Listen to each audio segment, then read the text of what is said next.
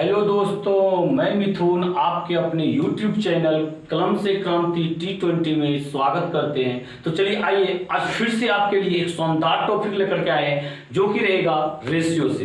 तो देखिए आपका सवाल क्या कहता है, आप बारीकी से समझें और बना बिल्कुल सेकेंडों में बनेगा सवाल, आप देखते रहिए इसे। क्या कहता है, ए तथा बी की वार्षिक आय का अनुपात 3:2 तथा खर्च का अनुपात 5:3 है। यदि वर्ष के अंत में प्रत्येक की बचत 1000 रुपया, किसकी बचत? प्रत्येक की बचत, दो व्यक्ति है, दोनों ने एक ही 1000 रुपया बचाता है, बराबर बचाता है हो तो ए की वार्षिक आय बताएं। ए की वार्षिक आय बताएं। तो यदि आप में से कोई विद्यार्थी इस चीज को बनाने के लिए जानते हैं, आप पहले अपने ट्राई कीजिए कितने समय में आप बना सकते हैं। ऐसे हम पिछले वीडियो में बता रखे हैं, इसको 2 मेथड से बताए हैं। तो आप भी एक्स मान के बना सकते हैं, लेकिन हम तो एक्स मान के अब बनाने वाले नहीं हैं, हम तो बनाएंगे भाई शॉर्टकट फंडा से। तो देखिए अब शॉर्टकट फंडा हम सिखाते हैं आपको। जैसे देखिए 2 व्यक्ति है, ए और क्या है यहाँ पे बी है। इसका आय का अनुपात क्या है? आय का अनुपात आप देख पा रहे हैं 3:2 है। और खर्च का अनुपात क्या है? यहाँ पे आप यहाँ पे खर्च लिख दीजिए। खर्च का अनुपात जो है ना, आपको देखिए खर्च का अनुपात 5:3 है। 5:3 है। तो अब बताइए, अब थोड़ा सा क्या कहता है, दोनों ने बराबर बचाता है। खर्च में आय में से खर्च को घटाएंगे तो बचत होगा ना। बताइए 3 में से 5 घटेगा तो ऐसे -2 हो जाएगा। 2 में से 3 घटेगा तो -1 होगा। क्या ये बराबर हो रहा है? यदि ये इसका दोनों का अंतर बराबर नहीं हो, कल जो बताया तो उसमें बराबर होना था, आज बराबर नहीं हो रहा है, नहीं बराबर होगा तो हम लोग क्या करेंगे, ध्यान से रखिए। आप यहां पे क्या कीजिएगा, ऊपर वाले का अंतर का नीचे में गुना, नीचे वाले अंतर का ऊपर में गुना। 3 में से 2 गया तो 1, नीचे में 1 से गुना। 5 में से 3 गया तो 2, ऊपर में आप 2 से गुना कर लीजिए। इससे एक अलग अनुपात आप निकाल लीजिए। बताइए यहाँ पे 3 दूनी 6 हो गया, अनुपात 2 दूनी 4 हो गया, 5 एक का 5 हो गया, और ये 3 एक का 3 हो गया। अब देखिए यहाँ पे 6 में से 5 गया तो 1, और 4 में से 3 गया तो 1। दोनों का अनुपात सेम आ रहा है। यदि सेम अनुपात आ गया यहाँ पे घटा करके, समझिए आपका हो गया। अब क्या करता है, ये बचत ही तो है। ये क्या है? बचत। ये आय है, ये खर्च है। आय में से खर्च को घटा दिए तो क्या हो गया? बचत हो गया। तो बचत तो देखिए 1:1, यहां दे रखा 1000 रुपया, प्रत्येक ने 1000 रुपया बचत है। यानी कि क्या हो गया, 1 अनुपात जो है 1000 के बराबर हो गया। अब क्या कहता है, ए की वार्षिक आय बताएं। ए की वार्षिक आय कितना है? देख पा रहे हैं यहाँ पे 6 अनुपात में है। 1 में 1000 तो 6 में कितना? तो हो गया 6000। यही तो हो गया आंसर आपका।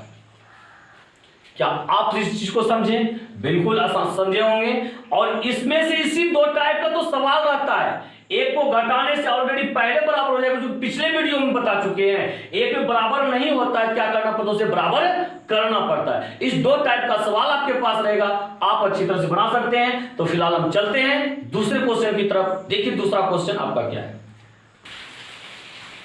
तो देखिए आप सवाल देख पा रहे होंगे। सवाल क्या कहता है, ए व बी की आय का अनुपात 5:4 है और ए व बी के व्यय का अनुपात 3:2 है। यदि वर्ष के अंत में दोनों 800 रुपया बचाता है, दोनों कितना बचाता है? 800 रुपया, दोनों बराबर बराबर बचाता है, तो ए की आय क्या होगा? देखिए अब आपको क्वेश्चन में ऑप्शन दे रखे हैं। अब अभी से ऑप्शन देंगे, आप खुद से बनाइए, खेलिए इसके साथ में और आंसर कीजिए। ए नंबर ऑप्शन है 1600 रुपया, बी है 1800, सी है 2000 और डी है 2200। वीडियो को रोक करके आप बनाने का प्रयास कीजिए, 100% आप बना पाइएगा और बताइए इसका आंसर क्या होगा। तो चलिए फिलहाल हम भी बनाते हैं, उम्मीद करते हैं आप लोग बनाए होंगे। देखिए यहाँ पे ए है, 2 आदमी ए और बी। यहां पे लिख लीजिए आय और यहां लिख लीजिए व्यय। बोलिए आय का अनुपात क्या है? 5:4 है। व्यय का अनुपात क्या है? 3:2 है। तो अब देखिए ए ने कमाता है 5, खर्च करता है 3, बचाता कितना है? बोलिएगा 2। कितना? यहाँ पे 2 मिस्टेक हो गया है। या 3:2 है। क्या है? 3:2 है। इसने कमाता है 5, बचाता है 2, इसने भी कमाता है 4, इसने बचाता है 2, इसका भी अंतर 2, इसका भी अंतर 2। और जब बराबर बराबर अंतर हो जाए तो कोई दिक्कत नहीं है, आप घटा के इसको लिख दीजिए यहाँ पे, क्योंकि रुपया भी बराबर बचाता है, अनुपात भी बराबर हो गया। परेशानी होता है कब? जब बराबर नहीं होता है तब, जब बराबर नहीं होता है तब। तो वो भी चीज आपको इससे पहले हम बता रखे हैं। अब बताइए ये 2:2 जो है किसके बराबर है? 800 के बराबर है, क्योंकि ये भी बचत है और वो 800 भी क्या है? बचत है। यानी कि 2:800 के बराबर। तो क्या रहा है यहाँ पे? तो एक ही आय बताइए, एक ही आय देखिए, अनुपात भी क्या है? 5 है। 2 में 800 तो 5 में कितना बोलिएगा? 800/2 गुना 5, 2 चौके 8, 400, 4 पंचे 20, यानी कि 2000 रुपया। तो ऑप्शन कौन सा मैच किया आपका? C number. Option C number आपका मैच कर गया। उम्मीद करते हैं आप लोग अच्छी तरह से समझे होंगे और इस तरह का सवाल आप 100% अब बना पाइएगा। तो फिलहाल चलते हैं अगले सवाल की तरफ। अगला सवाल देखते हैं क्या है आपका। तो देखिए अगला सवाल आप देख पा रहे होंगे, कहता है राम तथा श्याम के पास 7:17 के अनुपात में और श्याम तथा मोहन के पास 7:17 के अनुपात में धन है। यदि राम के पास 490 रुपया, राम के पास कितना है? 490 रुपया हो, तो मोहन के पास क्या है? तो सबसे पहले देखिए यहाँ पे कहता है राम तथा श्याम, राम अनुपात श्याम के बराबर कितना? 7:17 के अनुपात में। फिर क्या कहता है? श्याम तथा मोहन, श्याम तथा मोहन का अनुपात है, इसका भी 7:17 है। तो सबसे पहला हम लोग जान जाएं कि राम अनुपात श्याम अनुपात मोहन का अनुपात क्या है, तीनों का अनुपात क्या है। जैसे हम लोग जानते थे ए बी अनुपात बी सी, तो ए अनुपात बी अनुपात सी निकालते थे। उसी तरह से राम अनुपात श्याम, फिर श्याम अनुपात मोहन। क्या राम अनुपात श्याम अनुपात मोहन नहीं निकाल सकते? निकाल सकते। कैसे निकालते थे? इन दोनों को गुना करते थे, 7 49 हो गया। अब बताइए ये कितना? 17 कितना होगा? 17 7 7 से 119 हो गया। अनुपात 17 कितना हो जाएगा आपका? इसका स्क्वायर बोलिए कितना होता है? एक बार इसको गुना कर दीजिए, एक बार इसको कर दीजिए। आप समझ पा रहे हैं? पहले शुरुआती 2 को, फिर इसमें से एक, इसमें से एक, फिर लास्ट वाले 2 को गुना करते हैं, अनुपात निकल जाता है। कितना होता है? 289। 17 का स्क्वायर 289, यानी कि 17 में 17 289। आप समझ गए? ये हो गया राम अनुपात श्याम अनुपात मोहन का अनुपात हो गया। अब देखिए यहाँ पे क्या करता है, राम के पास 490, राम का अनुपात कौन सा है? 49 ना, यानी कि 49 में 490। तो क्या कह रहा है यहाँ पे? मोहन के पास, मोहन का अनुपात देखिए 289 है। 49 में 490 भाई 289 में कितना? तो आप कहिएगा 290/49 कीजिए और गुना 289 से कीजिए।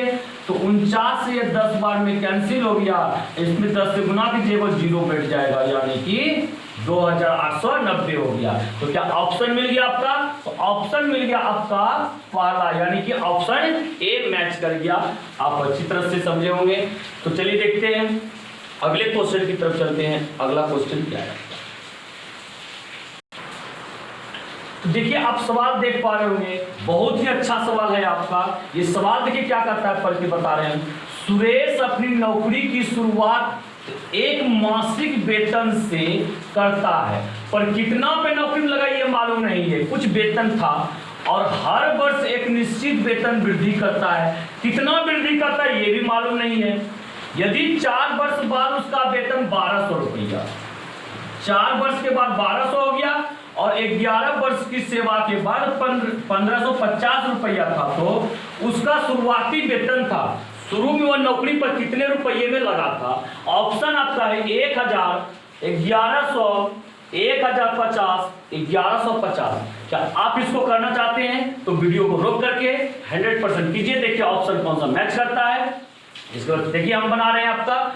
ये सबसे पहले ये ध्यान दीजिए आप, 11 वर्ष जब रहा तो हो गया कितना? 1550। देखिए 11 वर्ष बाद कितना हो गया आपकी ये 11 वर्ष के बाद हो गया 1550 रुपया, ठीक है। और 4 वर्ष बाद जो था, 4 वर्ष बाद था कितना इसका 1200 रुपया था।